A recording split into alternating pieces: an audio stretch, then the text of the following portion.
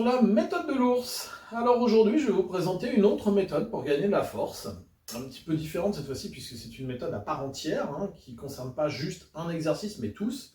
C'est la méthode 5-3-1 de Jim Wendler. Alors pour ceux qui me suivaient sur mon ancienne chaîne, je l'avais déjà présenté, mais sur cette chaîne, je ne l'avais pas encore fait. Alors je suis désolé pour vous, vous allez avoir une certaine redondance. Mais je vais peut-être aller un petit peu plus loin cette fois-ci. Donc, Jim Wendler, déjà, c'est un athlète qui est devenu coach, qui a suivi au départ l'entraînement de Louis Simmons à la Westside Barbell. Donc Westside Barbell, qui est une méthode aujourd'hui assez célèbre dans le powerlifting, mais qui concerne plutôt les powerlifters équipés. D'accord ? Donc Jim Wendler, lui, ça ne lui plaisait pas trop cette façon de s'entraîner, il a changé. Mais il a changé une fois qu'il a pris sa retraite. Attention, il n'a jamais, de mémoire, il n'a pas fait ses résultats de compétition grâce à cette méthode. Par contre, il a des personnes qu'il a entraînées qui, eux, en ont fait. En quoi consiste cette méthode ? Eh bien, cette méthode, c'est une méthode américaine, donc qui est basée sur 4 jours. Beaucoup de méthodes américaines sont basées sur 4 jours. Les méthodes plutôt des pays de l'Est sont basées sur beaucoup plus de jours. Donc, 6 jours par semaine, c'est plutôt pays de l'Est. 4 jours par semaine, c'est plutôt bloc de l'Ouest. Alors, première chose, on prend son 1RM pour un mouvement. Si vous ne le connaissez pas, il propose une méthode de calcul en trouvant une charge qu'on est capable de lever un certain nombre de fois. Enfin bref. Ça, si ça vous intéresse, achetez-vous le bouquin, vous verrez, je vous en parlerai après du bouquin. Donc vous prenez votre 1RM. Vous ne vous en servirez pas. Vous allez le multiplier par 0,9, c'est-à-dire que vous prenez 90% de ce 1RM. Et c'est ce qui sera votre 1RM d'entraînement, le 1RMT. T pour training, dans ce qu'il préconise lui. Et tous les calculs que vous allez faire dans sa méthode sont basés sur le 1RMT, pas sur votre vrai 1RM. Là-dessus, il insiste bien là-dessus. Ensuite, une fois que vous avez ça, donc, je vous ai dit, c'est sur 4 jours. 4 jours, chaque jour va être dédié à un lever spécifique. Vous avez le squat, le bench press, le deadlift et l'overhead press. Lundi, mardi, jeudi, vendredi. Mercredi et samedi sont dédiés soit au repos, soit au conditionnement physique. Et le dimanche, quoi qu'il arrive, est dédié au repos. En matière de condition physique, il vous conseille les sprints dans des côtes. Il vous conseille le travail au sled ou au crawler. Alors, si vous ne connaissez pas la différence entre le sled et le crawler, c'est la même bestiole, sauf que le sled est plutôt dédié au travail sur herbe, alors que le crawler va être plutôt dédié au travail sur bitume ou béton. Voilà. Ouais. Je ne savais pas moi non plus, je me suis renseigné pour connaître la différence. Bref, des exercices de ce style-là. On le verra au fur et à mesure de la vidéo, mais lui, au fur et à mesure de ses livres, a évolué vers d'autres méthodes de conditionnement, etc. Mais ça, c'est pas le sujet. Donc, 4 jours avec 4 mouvements. Dans la méthode originelle, sur chaque jour, vous avez 3 exercices. Le mouvement principal, un exercice d'assistance qui a le même patron de travail, le même pattern que le mouvement principal, et un exercice d'assistance qui a un pattern opposé, antagoniste, au patron principal et donc au deuxième mouvement. On va voir ça juste après. Alors, pour votre mouvement principal, voici ce qu'il préconise. Quelle que soit la semaine d'entraînement, vous prenez en échauffement 40% de votre 1RMT, vous faites 5 répétitions. Vous chargez à 50%, vous faites 5 répétitions. Vous chargez à 60%, vous faites 3 répétitions. En fonction de votre force, de votre forme, le temps de chargement de la barre peut suffire en temps de repos, sinon vous pouvez prendre un petit peu plus long. On verra plus tard que dans certains cas, il va falloir un petit peu plus long puisqu'il va intégrer certaines choses. Et si vous voulez savoir tout de suite ce que c'est, rappelez-vous de ma vidéo sur comment préserver son dos en musculation. Ça y est, vous y êtes ? Il y aura des tractions, bien évidemment. Bref. Passons à la suite. Donc ça, c'est juste l'échauffement.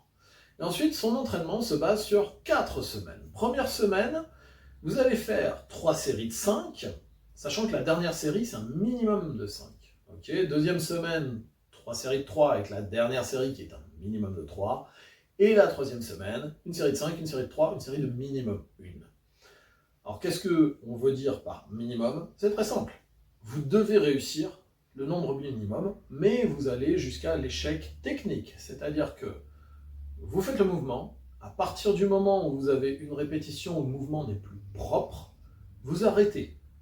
C'est-à-dire qu'il vous reste peut-être 1, 2, 3 répétitions en dégradant votre mouvement derrière. Et ça, il n'en veut pas, il veut rester que sur du mouvement propre.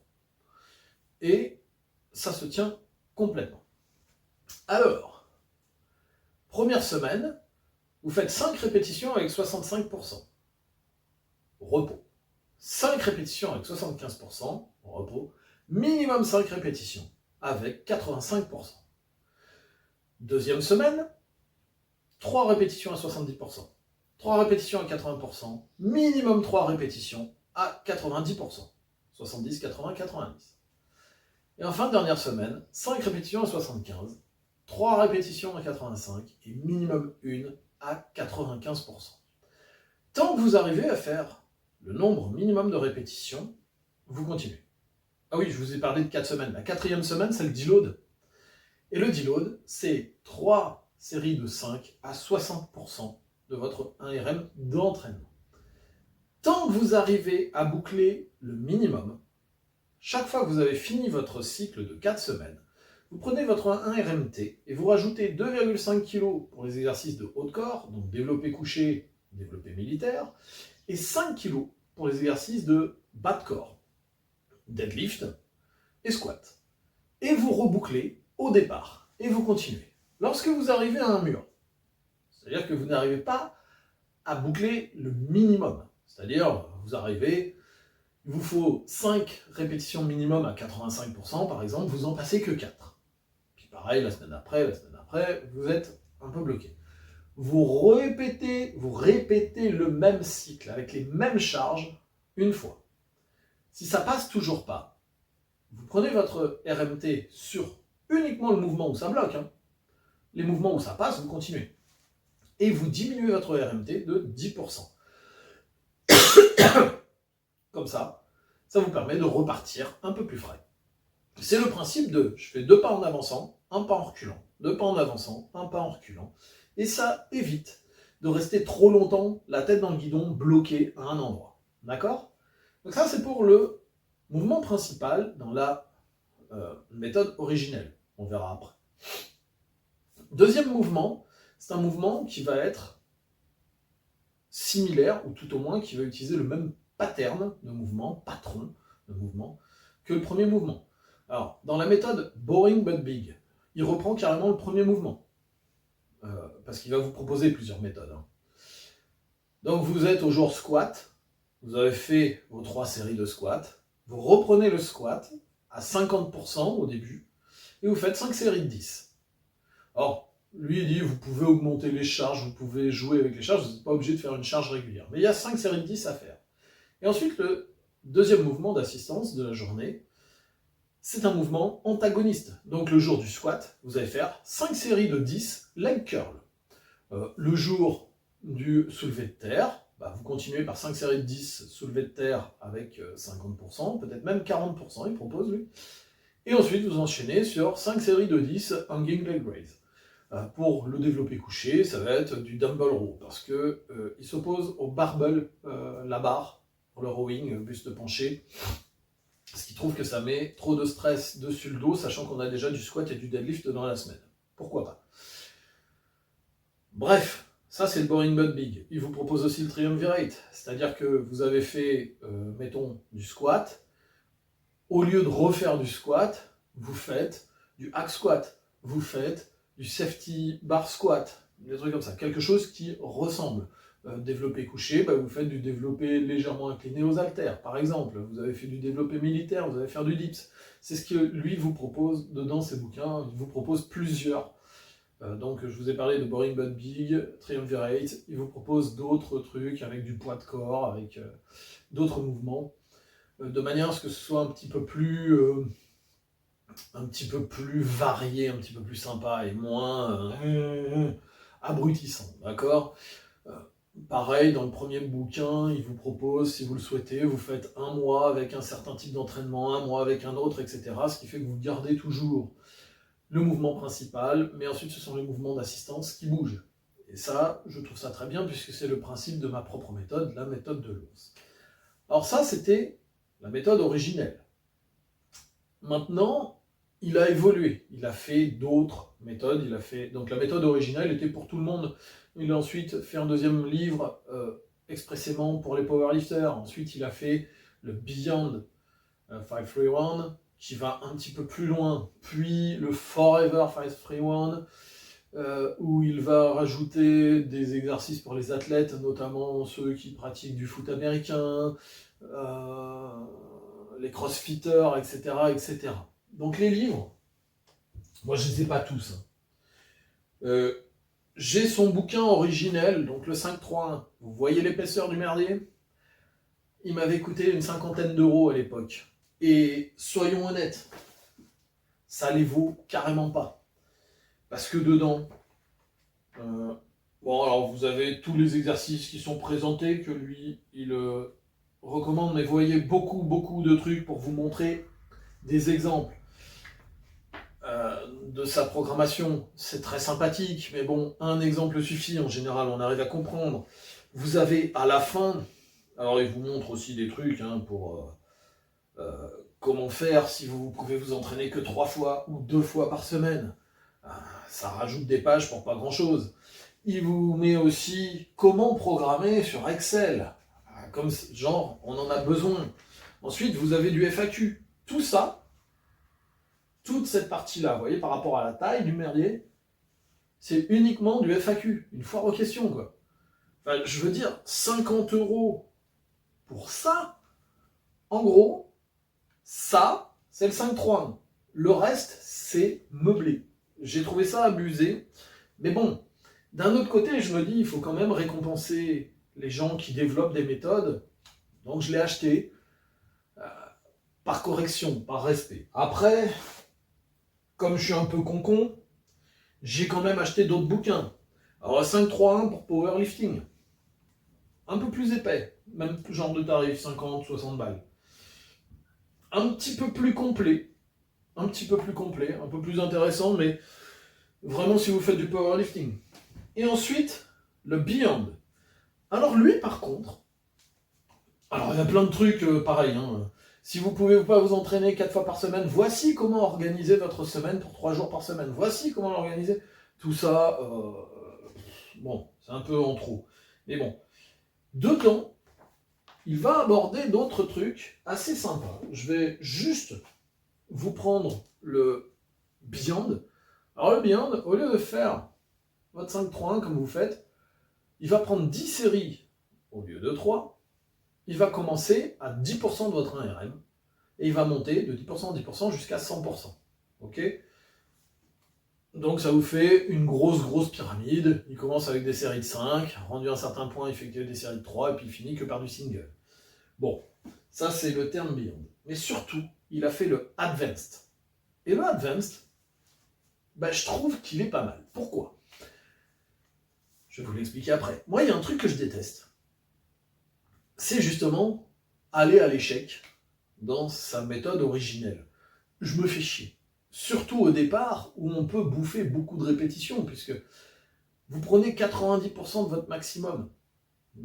Ensuite, vous faites 85% de ce 90%, vous êtes quand même capable de faire presque une dizaine de répétitions. Et ça, moi, c'est une fourchette de répétitions qui est déjà haute à mon goût, par rapport à mon ressenti. Et je m'ennuie énormément là-dessus. Donc là, le Advanced, le principe est simple. Première semaine, vous prenez 75% de votre RMT, vous faites 5 séries de 5. Il n'y a pas de AMRAP, c'est-à-dire de trucs que vous allez à l'échec. La deuxième semaine, vous faites 5 séries de 3 avec 90%. Non, attendez. Non, 5 séries de 5, c'est 75% pour la première, 5 séries de 3 à 85% de votre 1RM à la deuxième semaine, et 5 séries de 1 à 95% de votre 1RMT à la troisième semaine. Et vous faites votre semaine de deload comme ça se faisait avant. Ok? Donc ça, c'est déjà un peu plus acceptable pour des gens comme moi. Sauf que ça fait 5 séries à chaque fois, et moi 5 séries, ça me gonfle. C'est aussi pour ça que le 5-3, je continue pas trop. Parce que faire tous les trucs par 5 séries m'énerve. Il rajoute un petit peu plus dans ces méthodes-là d'exercices d'assistance, notamment avec des exercices d'isolation pour les biceps, pour les triceps, pour les abdos, etc., les mollets. Il rajoute aussi dans certains pas mal de lancers, de medicine ball, de trucs comme ça, de sauts et de sprint, de départ. D'accord? Il vous conseille d'ailleurs, en début de séance, de faire 10 sauts, 10 lancers, 10 sprints. Enfin, 30 répétitions réparties sur ces trois trucs-là, donc de base équilibré, et en fonction de vos besoins, après, vous modifiez un petit peu les trucs. Donc, il vous propose différents trucs, donc ça peut être un petit peu sympa. Bref, cette méthode-là, les livres sont très chers pour ce que c'est. Donc c'est pour ça que si vous allez sur Internet, vous allez trouver assez facilement des calculateurs. Vous allez trouver assez facilement même les livres en PDF. Je ne devrais pas dire ça, mais faites-le parce qu'ils sont beaucoup, beaucoup trop chers. Mais cette méthode-là, si vous vous lancez dedans, essayez de la suivre pendant au moins 3 mois. Au moins 3 mois. Plus, si possible. Et elle vous donnera quand même des résultats, quel que soit votre niveau. Maintenant, je pense sincèrement que quelqu'un qui est déjà assez avancé, intermédiaire ou avancé, en matière de niveau, qui fait de la compétition en powerlifting, a tout intérêt à ne pas forcément choisir cette méthode-là. C'est plutôt une méthode pour monsieur, madame, tout le monde, qui veut devenir plus balèze, tout en ayant, plus balèze physiquement, plus costaud, plus gros, gagner de la masse musculaire, tout en développant bien ses performances. Voilà. C'est un avis purement personnel, qui n'engage personne d'autre que moi-même, hein. Mais ceci dit, ça reste quand même une méthode qui est intéressante, et dont je me suis quand même inspiré pour développer un peu la méthode de l'ours, notamment ce fait de conserver toujours les mêmes mouvements, et en jouant sur les exercices d'assistance.